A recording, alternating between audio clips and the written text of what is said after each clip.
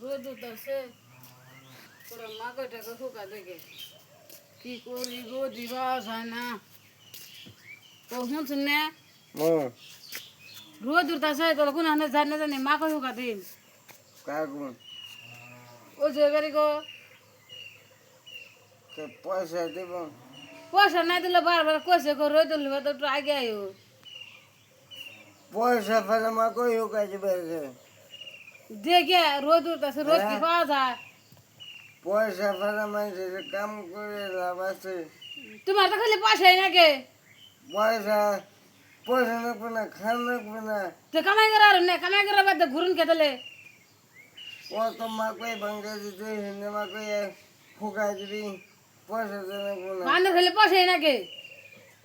সারা বছর কামাই করে বাদ দিয়ে বই থাকবেন তুমি তো আর মাসে এক খুঁড়া করে দিলে আমি মাসে পয়সা দিব মাঝে কাম করে দেওয়া পাবে না মাছ না কাম করে আমরা আনে না করলাম জানাবো না না জানা না করলাম তাই কি হলো? আমার কি কোনো হান যাবো না পয়সা আমার কি যাবো পয়সা দিব তো না তুই যাবা সারা বছর যে বই খেতে শুনে হন কেড়ে হেতে না দিল তাহলে কি জানাবো পয়সা ফেরা আর মাসে এক খুঁড়া ধরে দিলে পাড়ায় গেছে গান নেই মাকে উঠে থেকে আর এক খুঁড়া পয়সা করে দিলে মেসি পয়সা দেবো সারা বছর যে রোজার পর দেখুন যে বই খেতে শুনে করে আনুন বইয়ে খাওয়া এখন যে বই যে কামাই করে না এখন টেহা চোখে দেখুন যে পয়সা দিলে তো দাম হয় পয়সা দিবে না মাকে উঠে থেকে আর বই কামলাতে দিয়ে এনে দিলে হিসুম বাজার কোনো বড় বড় মাছ আনে মাংসর হিসাব থাকে না এখন খাই না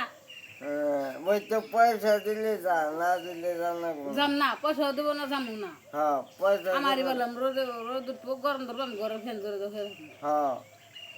বইয়ে থাকা অনেক ভালো পয়সা ফেলে কাম করুন যাবো